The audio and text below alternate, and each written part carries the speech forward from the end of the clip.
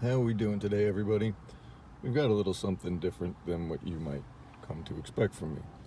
We're working on a Mark IV today. Why are we working on a Mark IV? Because I have one. Yep.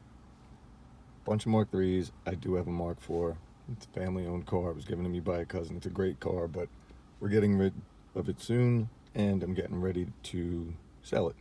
So one of the things I'm doing is I'm putting things back to stock / installing the original head unit. However, I don't have the original head unit for this, but what I do have is I have a head unit, which is also a Monsoon, from a 2000 Cabrio 3.5, and I've got the code for it. It should, in theory, work with this car because they're kind of the same platform, and we're going to hope for the best. So what I'm going to do is I'm going to show you guys how to install the radio, which is simple, how to reprogram the code, provided you have it, and how to make this thing work again, okay? I'm going to put you down for a minute so I can get the radio put into position, but before I do that, I'm going to show you guys how this goes together. As I've mentioned to you before, Volkswagen utilizes Bosch clips, as they're commonly known, because they were originally only manufactured by Bosch and they can only be installed in one way. You have two of them for your radio. One of them is for your power sourcing, stuff like that, battery backup, memory, things like that. And one of them is for the speakers and all that related stuff. I'm not sure exactly which is which on the Mark IV. It doesn't really matter. What does matter is this. If you take a look, you'll see that the brown one has the tab right there in the middle, okay? The black one has it kind of off-centered a little bit, off to the side. If you're looking at it, it's to the left. If you were on the switch side, it would be to the right. I'm sorry, on the harness side. So, you take your handy-dandy stock radio, and you take a look. You see? That's what they mean by Bosch clips can only be installed in one direction. We're using the bottom one and the middle one, and the brown one will go in the middle, the black plug will go on the bottom. I'm going to put this together, I'm going to put it in place, and then we're going to go to the coding. Okay, so we have the radio in, we have the right plugs in the right places, and we have the antenna connected.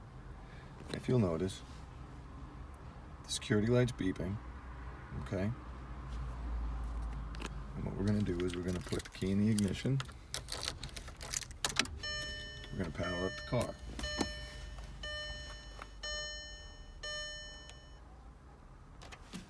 Okay.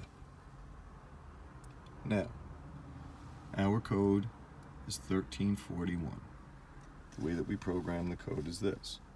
The 1, first slot, okay? That stays where it is. We don't have to do anything.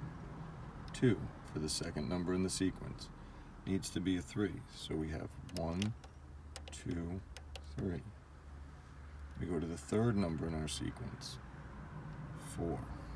1, 2, 3, 4. And the last number in our sequence, which is 1.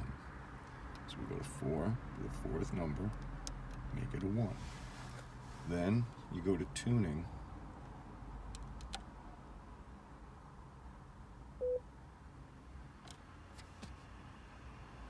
and there we have it.